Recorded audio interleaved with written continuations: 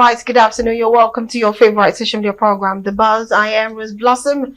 It's good to be here again to start this program with you because we treat every trending videos, topics, that trending online that pertain to Nigerians and of course the world at large. So whatever is trending, we'll bring it to this table and we discuss it. And the stations to watch is in Galaxy TV, but we have different channels in which you can watch us.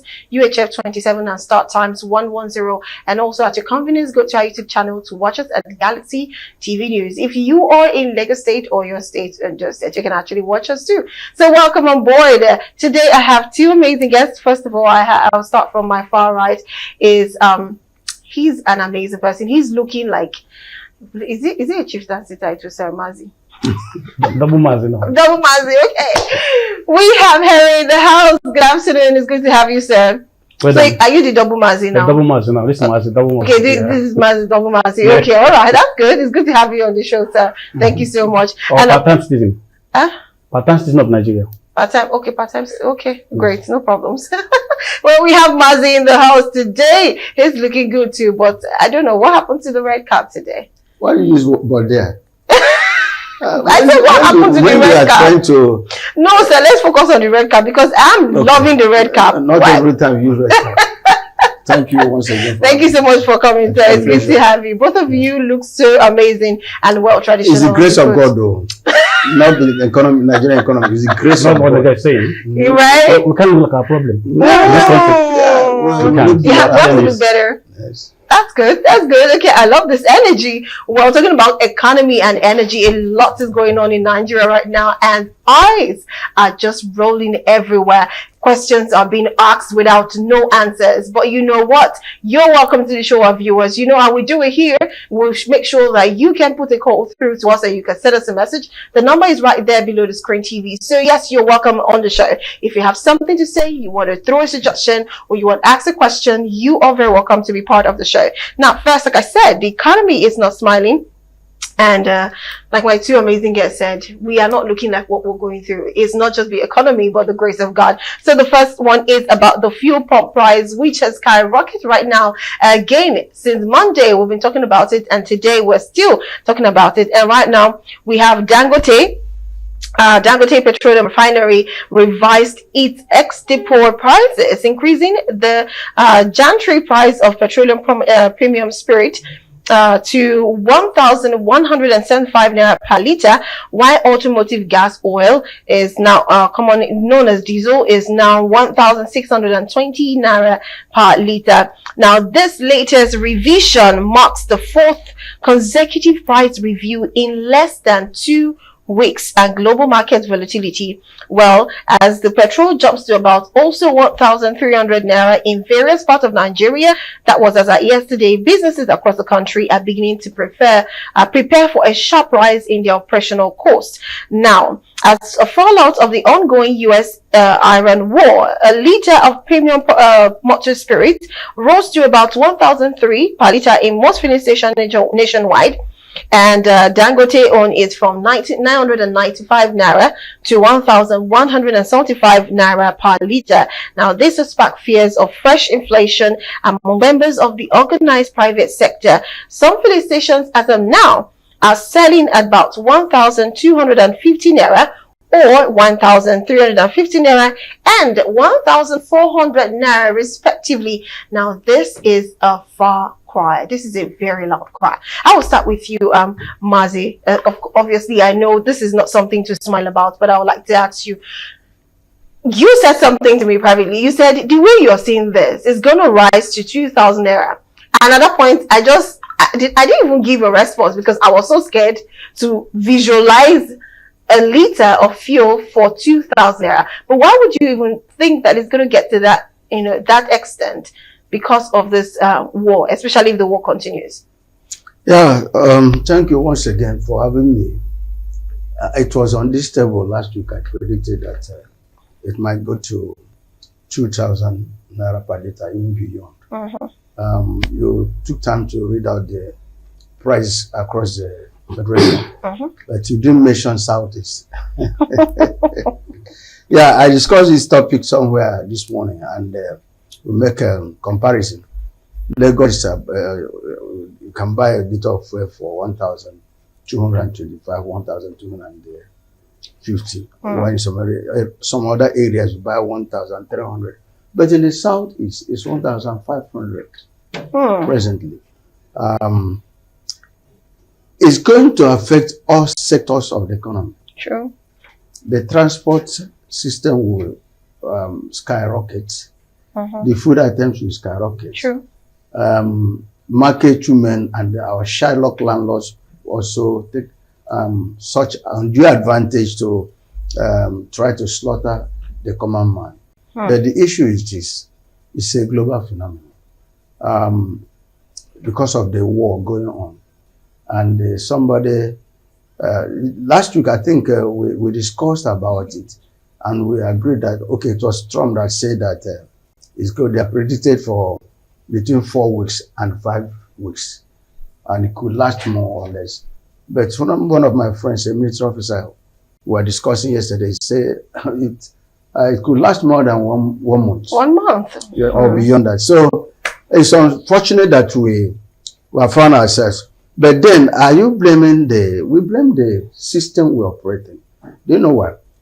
Ordinarily, it's supposed to be a blessing in disguise in Nigeria and some other countries who are affected. It's not only in Nigeria that we have this price increase. True. It's all over the world because of the Iran has started bombing other nations, destroying the oil installation, and only God knows what will happen. But then, USA that caused the war or that fighting the war, they are not affected because they have a large supply of crude and other things that could last them more than 2 or 3 years without panicking.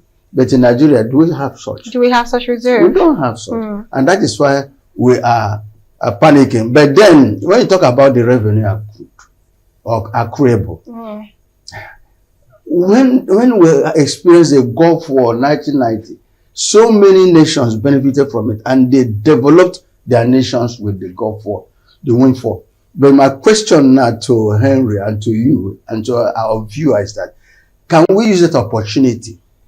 When we remove the oil subsidy, the fuel subsidy, we are told that we are going to use to make some improvements. Right. We are not going to borrow again. There will be construction of so many things, and the transport buses will be rolled out, and the Nigerians will be smiling. Possibly, maybe, perhaps, after 1 year of the removal of the fuel subsidy.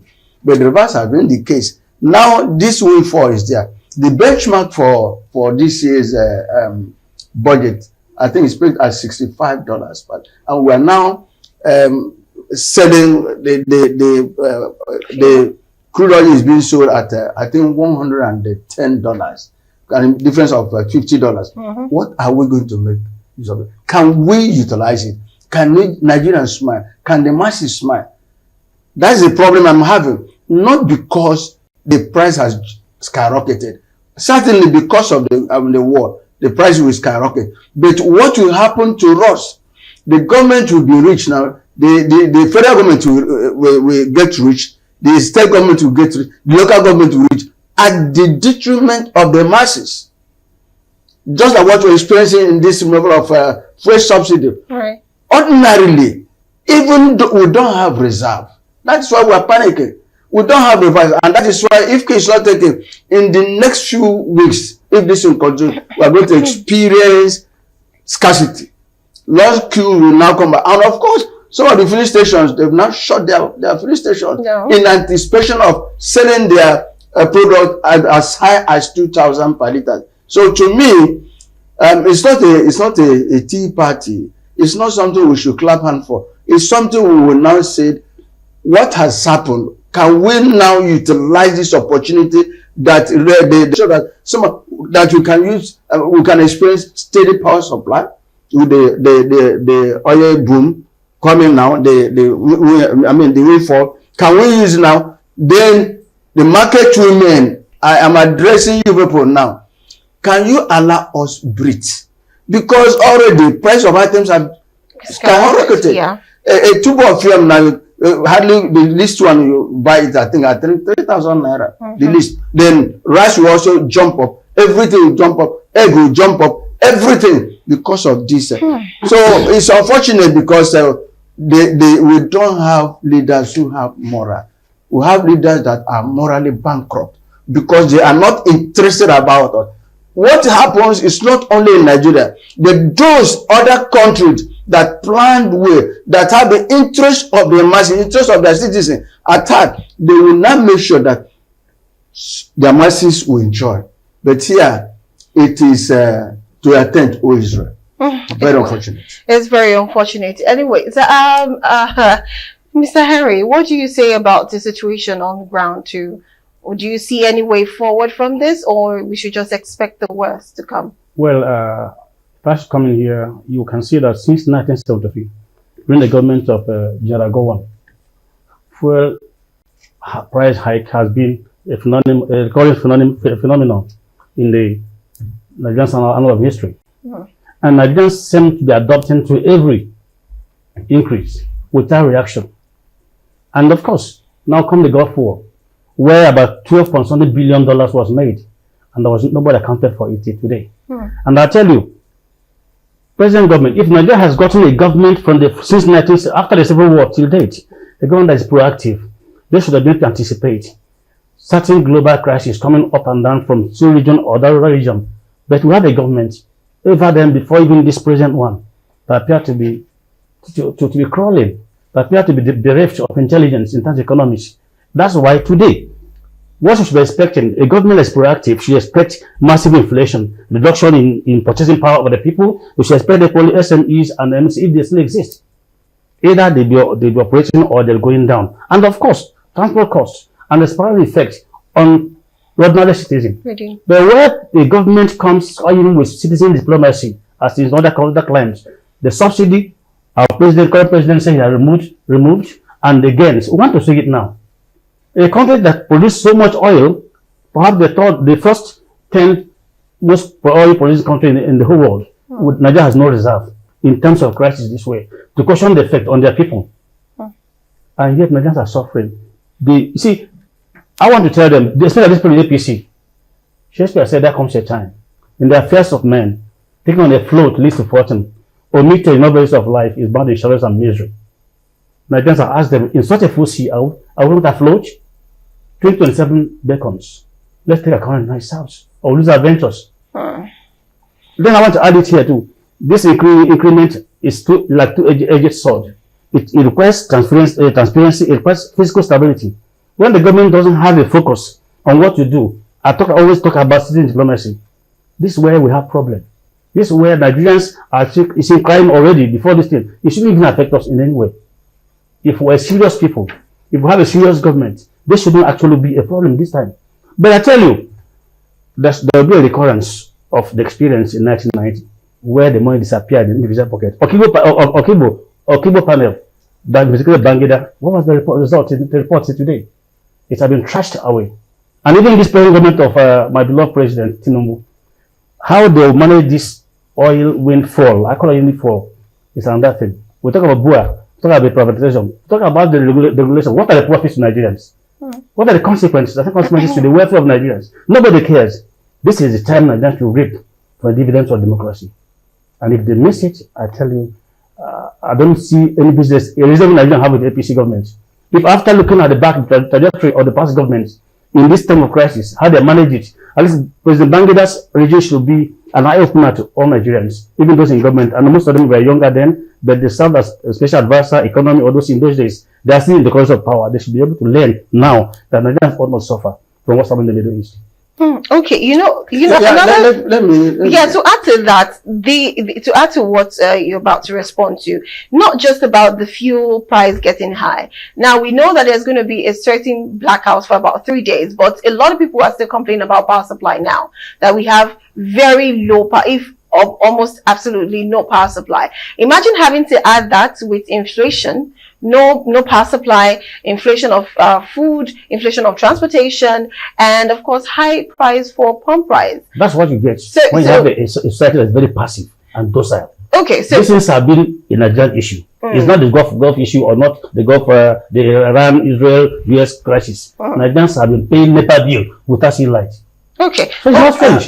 Actually, in some areas, in my own area, I think before now we were placed on band A, where we paid through our nose.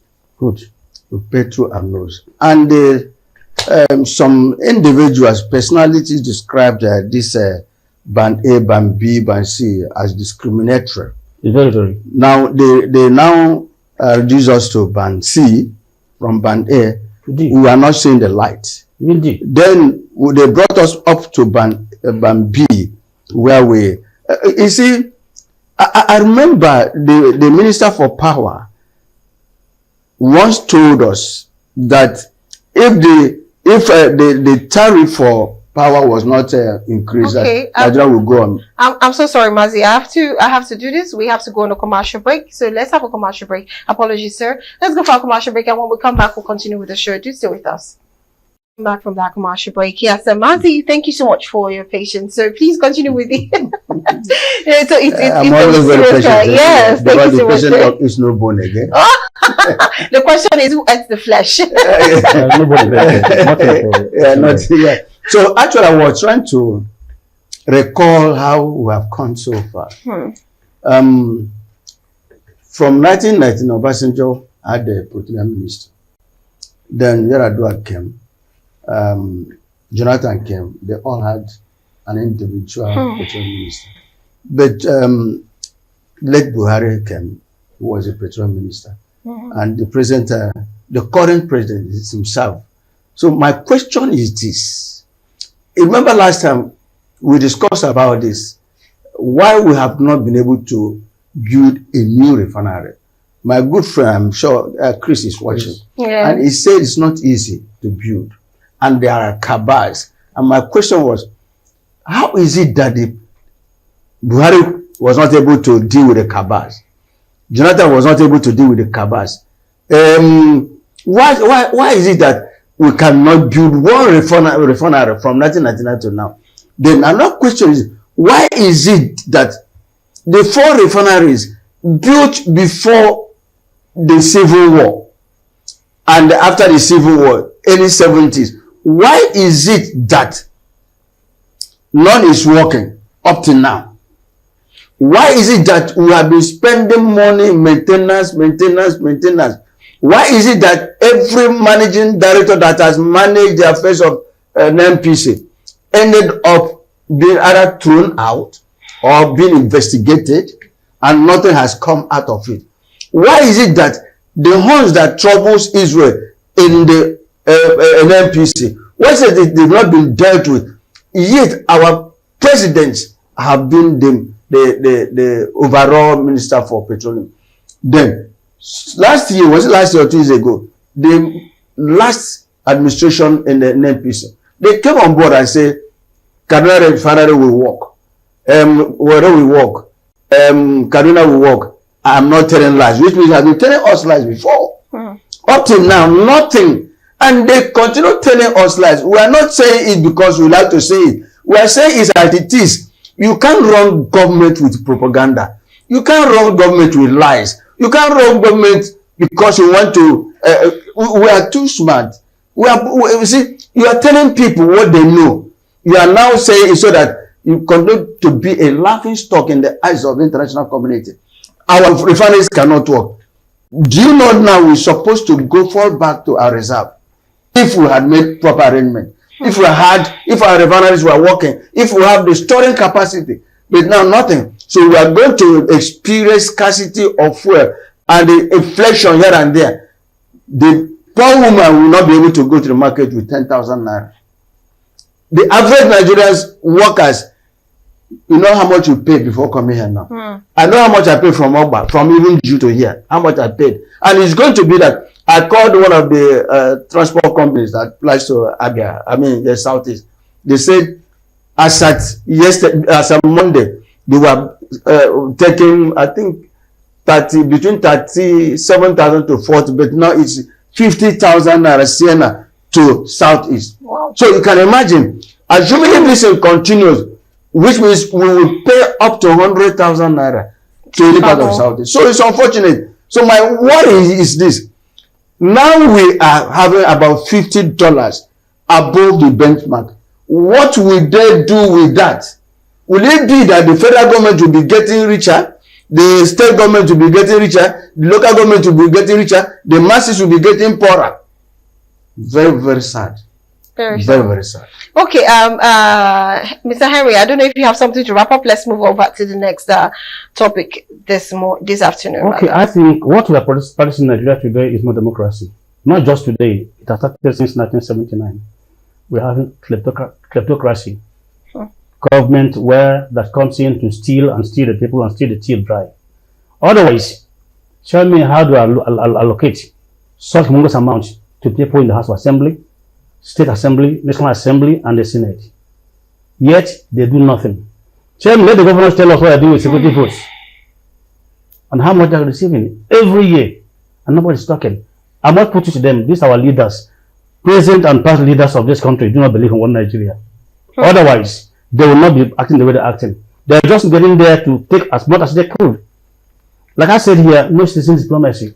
What they're after here is to come into the till, filter away the much they can, and run away. Now, next year's election, it appears everybody in APC have gone on holiday. What they're doing now is to attack opponents. It's to make sure Nigerians do not, leaving Nigerians, the citizens who are supposed to vote for them again, and then going after the opponents. As it is now, they don't care about the oil or whatever happened in the Middle East. But people in the north are ready to protest against the killing of Hayatollah. They cannot protest against the hardship in the country. And like I told you, they're so docile that the politicians have known it so much, they throw whatever they can and throw to them, and they take a foot on a sinker. And nobody cares. Well, but I'll still end up this way again. With Martin Luther. We really hope for a better tomorrow. Yeah, you said now. There comes a time when the COVID runs over, when men are no longer willing to plunge into an abyss of injustice, where they experience the weakness of clothing their fire. Time will come one day, and that's for us and take back their country. Yeah, okay. In conclusion to that, I am appealing to the government. Now we are having excess above our benchmark. Can we see what the government will do? Transport, they promise us that when the subsidy is removed, that they will buy buses and distribute it to the state government. Do they buy the buses? Let us see now. We are going to make a lot of money from this crisis. Let it not be that the governors will use it for next year. Let it not be that those at the center will use it for next year. Nigerians want to enjoy it. Nigerians want to see that there's improvement in their lifestyle, in their living, that they can go to market and enjoy, buy something. That is our prayer, sir. Okay, all right. Well, we are hoping for the best, definitely moving forward. And like you said, we just hope that things will change. Imagine having to have SMEs and SMEs, of course, and SMEs, MSMEs rather, or having to struggle with lights at the same time, fuel at the same time, food, a whole lot of things on a higher price. How would the common Nigerians and the very, how would I put it, the average Nigerians even be able to cope during this time? Well, anyways, I just want us to go to the next topic because of our time has already fast spent. Hoping that it will not get to the 2,000. That's what we are hoping it will get there. The civil servants. It's not going to be, even if Nigerians generally. How about those who are working? Those who have no job. Just exactly for those who are working, it's even going to be, excuse me, it's going to be hard. Yeah, then how about people who are not even working? How does this government want to take the KPI? How does they set themselves? Okay, let's pick some calls from our viewers. Let's hear what they have to say. Good afternoon, sir. Good afternoon, sir. What's your name and where are you calling from, sir? Yeah, this is Mr. Okay, hi Mr. Million, thank you so much for calling. So what do you have to say about this fuel pump price, which keeps increasing in every 2 days, basically? Yeah, in Maria, what was yesterday? 1,300. It's going to 2,000 now. Yeah. And how is the queue like? How is the queue like at the filling station? The queue was very much, but I was thinking, what is the problem? When I saw the queue, I didn't have the mind to buy fuel. But when I saw the queue, that's the prophet me to go and buy the fuel. I said, why do I have no fuel in my car? So I said, let me buy additional fuel because I don't know what might happen again. Then listen. okay. See, we have dishonest leaders. All from inception, we have dishonest leaders. Leaders who are liars. Leaders who continue to lie in order to get political positions. You know, see, we have greedy leaders in this country. Let us put it straight. When Jonathan was president of this country, I remember really, all of you should don't remember what I'm saying. The Minister of Finance then was we have so, you know, the woman was like, okay, let's have some shortfall. So we have reserve. All these president leaders, they took the woman to court, took the federal government to court. They said they should share all the money. No, there's no need to have anything to keep anything. When Jonathan left, COVID-19 came in. We have nothing to fall back on. See, the same thing is happening now. With this Iran war, Nigerian leaders should think inward. Let us have more reserve. Let us have more reserve. It's not about sharing money to local government, to state governors and everyone. See, what are all the state governors? What are they just use the money to do? I was, you know, I went to our house last week Friday. Our house. They have the seminar there, and I went there. I worked for our leaders, very southwest leaders. When I look at the house of Papa, the late saints, I worked inside me, and all these leaders were there. Not like that, I said, okay, today, most of them are product of this our. They can't turn that out to be like a museum. See that ancient building. I was looking at what is the need of all of them embezzling money. Where are they taking the money to? It's unfortunate. We have leaders, greedy leaders, all in all facets of our economy. It's so sad. Because they go help us. And Nigerians to think straight. They think inward. We don't just vote for anybody with sweet mouth. The president promised us 24 hours electricity. He promised us so many things. It's after the removal of fuel subsidy, there is the roll buses, the roll this, nothing has happened. All the roads in the mistake, yeah, almost 80% of the roads are bad. In the first state as well too. They're just deceiving all of us. Okay. Before that point. Thank you. Thank you so very much. Thank you so much, Mr. Williams, for that one. Well, this is fast spreading 1-3 right there from Ikorodu. I hope for that it won't get worse. And you said in the east is 1,005. Some other states we have 1,4. This will just close as 2,000. We just hope that things will not get to that point. Let's pick this call forward to the next topic. Hello, good afternoon. Good afternoon, sir. What's your name, sir? Where are you calling from? Stephen, from where, sir? From Ikorodu, sir. Okay, sir. So how is the fuel price over there and the queue too? Yesterday, okay, 1,015. Okay, all right.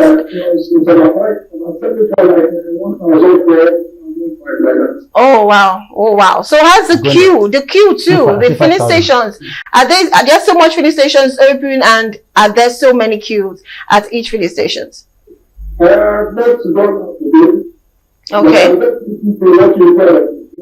Okay, all right.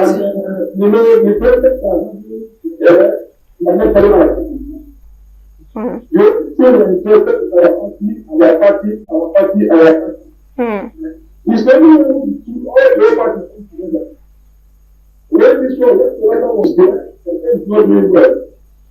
Now you are not there. You do the same step now, you are not there. When was it the thing that happened in our country? When was it affect us? Because we cannot leave our house in order. And we're supposed to have our own primary. Because you cannot take it outside of the because that war. But everything outside of the you are getting on. All right now. Please, find something else. God bless you. Okay, thank you so very much, sir. Thank you, sir. Thank you for that one. Well, I guess this is the cry for all Nigerians, and we here will try to represent the voice of Nigerians to make sure that the government is actually truly listening to us. Well, we have to move to the next topic, because if we stay on this topic, trust me, the whole day will go by and we'll still get all of it. Now, the next trendy one is a video of an aftermath Minna robbery, where a young man or a man on daylight armed robbery, where there were shootings caught on CCTV, and of course the man shared his ordeal. According to reports, the robbers trailed him from his bank, where he had made a 10 million naira cash withdrawal, to a business complex where he was attacked on gunpoint. Now, the man could be seen where he snatched one of their guns and shot at them, injuring their driver before they made away via another vehicle, which is his vehicle, and leaving theirs behind, because the bullet had mostly likely pierced the engine, preventing the car from starting. But let's quickly watch the video where this happened, and of course where he was interviewed, and he told some newsmen and some people concerned Nigerians, and showing the evidences of the cars, the bullet holes in each car, and to make sure that he was fine. It was very evident that he was fine. But first question is, a lot of people asking, is that bravery or could that be something else? But let's quickly watch the video. We'll be right back. Just stay with us. All right, welcome back. Well, that is how will I say it, an incredible story right there. I will start with you, Mazi, still. What do you think about that? A lot of people believe it's bravery, but the sad thing is he could not retrieve his money first, and secondly, his car was seen, I think, a bit damaged, found somewhere away from Minna, but the most important thing, his life was not lost, but the armed robbers had some injuries, from the gun he shot at them. What came to my mind when I was watching was, what is he going to do with 10 million naira cash? I think we are operating cashless society or cashless system. It could be one of these politicians, allegedly anyway, that maybe he wants to use it for whatever. But to me, some may describe bravery, some may describe it as courage. Yes, but most importantly, his life was saved. But he lost the money. Then you cannot rule out the possibilities of insider. Either from their house, from his home, or the bank, where he has gone to withdraw that money. Because when I was in the bank, we were taught how to defend ourselves. Right. And we were asked to be sure that when you are paying a customer with such large sum of money, you don't pay across the counter. You go to the what we call them strong rooms in those days, but now it's votes. How was that money paid to him? Was it behind a counter or in an open counter? Then the cashier, the man who authorized it, a lot of investigation should be carried out to actually know what led to that, because there must be insider. Members of his family will not be ruled out. They should be picked up. The cashier or the bankers, either the bank manager, because for 10 million naira to pass through the bank, the manager of the accounts officer or the whatever must be aware of it. So some of these people must be picked for questioning. But coming to him, we thank God that he didn't lose his life. True. But my question is, what are you doing, or what are you going to do with 10 million naira cash? Cash. You couldn't transfer it. You couldn't even write a check. You couldn't do anything. You prefer cash. Maybe one of these our money misroute. They want to use it for something. I don't know. Because even me, I hardly pay cash 10,000 naira. I hardly. Even my little daughter, she wants to go to the market, I transfer. And she goes. So it's unfortunate, but let us rejoice and rejoice with him that his life is saved. So that's my take there. But however, I don't encourage this going to the bank to withdraw this. And you open your mouth more than necessary. Maybe bragging this. And those he's owing, they should be investigated because they must have said we want cash. But even if they force you to pay them cash, can't you say no, I don't pay cash? So a lot of questions to be asked, a lot of questions to be sorted out and investigated, not only in the bank, even members of his household, his close relative, they should be called for question, especially if he's owing somebody that requested cash, immediate cash payment, not this, because I don't know how a responsible man, with due respect, will go to the bank. Something came to my mind now. What about these millions that are being paid to kidnappers? Why did they withdraw it? And is it not cash? It's cash now. So the same thing. Who knows whether he was going to use it for ransom? I don't know. Okay, very quickly, Mr. Henry. Yeah, I think the man in question needs to investigate it too. His business business center, if you have one, investigated. His partner should be investigated. The bank itself should be investigated. Just like Marty said, those people should be investigated. Then that calls for proper investigation by the police and the federal, in collaboration with the federal road safety. Since the vehicle had been left somewhere and was recovered, the plate number, who owns it, both the assailants, I use the word assailants, their own vehicle was dropped somewhere else, recovered in another state. Those things should be investigated if we have data. That's where the issue of this automation of numbers comes in, because this is a very necessary germane for investigation when issues like this come up. But thank God for his life. But then that bravery was not really, if not for the grace of God, that bravery could have been cowardly and couldn't have regretted it. But thank God for his life. Yeah. Let me add. It's possible the guy is a political agent that went to draw some votes to settle some miscreants. And like Mazi said, people he has shortchanged may have come after him too. Yes. So all this we have to think. But my worry is the bank. I think that there are some certain sum of money you cannot pay cash or you cannot pay across the counter. How do you even take such amount in the US? I think there are central bank circulars that stipulate a certain amount of money that you cannot pay across it. I mean, we say we are operating cashless society. Why is this man withdrawing 10 million naira? And of course, you may ask me, what about those paying some 100 million naira? They're not withdrawing cash. And is it not from the same bank? From banks. And those politicians that spray money, don't know about the kind of dollars go. Okay. Parties. Where do they withdraw it? All right. Let's hear what our viewers say. Hello, good afternoon. Oh, Mary. Good afternoon, Mary. Where are you calling from, Mary? From Ikorodu. Okay, all right. Mary, please go ahead while listening. The man that is first suspect in that man, what does he do for you? 24. And we have the mind to even try to hold his head. Look at his face. Perhaps they make a question to him. I can use the stomach and get the guy to I said it's not right and secondly, and the rest of you are seeing. You see, I made the people that were sitting here. You understand? That man is taking the second, and all the members of family and whether I talk to you or a friend, they should be all arrested on the investigation. Yes. Okay. Thank you. All right. Thank you, Mary. Thank you so much, Mary. Well, I think Mary is saying almost the same thing was there.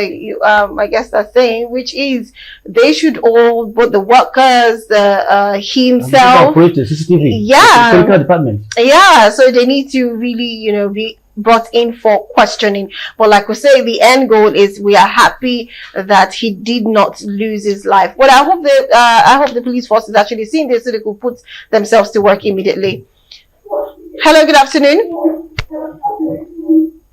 Hello, good afternoon. Okay. Well, our time is already up. We can't pick more calls, but I hope this would. I just hope people will not start thinking they can, start dragging with arm robbers who are carrying AK-47. I don't even know if that looks like AK-47, but I just hope people will not think that because one next time person did that. Try it to, Yeah, that's what I'm saying. Let Dr. Namdasik will say it's only a mad person that will drive with somebody with even a moving train. So. Please, next time, life is more precious than that 10 million naira. So the big question is, as much as people are saying this is bravery, some are asking, I do think this might be, people are asking, not my words, if this could also be termed as foolishness. So why not save yourself rather than going after people who are armed? Well, anyways, we've come to the end of the show. I'm just saying this, don't try this at home. If you know they are armed, don't try this at home. He was so very lucky to have escaped any bullet at all and still be alive, and as even responding to questions why people were asking him. He's very lucky, but please do not try this anywhere for any reason at all if they are armed. Well, anyways, I would like to say thank you so much, Ugochukwu Harry, for being on the show. Thank you. We do appreciate you coming to the show. And thank you, Mazi Chinedu Mobia, for being on the show. It's been an amazing one with both of you, and of course all our callers who called in to share their opinions on the matter rising on this table. Thank you. Tomorrow is another great day where we'll bring things happening on social media, bring it to the table and discuss. Until then, please, everyone, try to stay safe. I am Rose Blossom. Bye for now.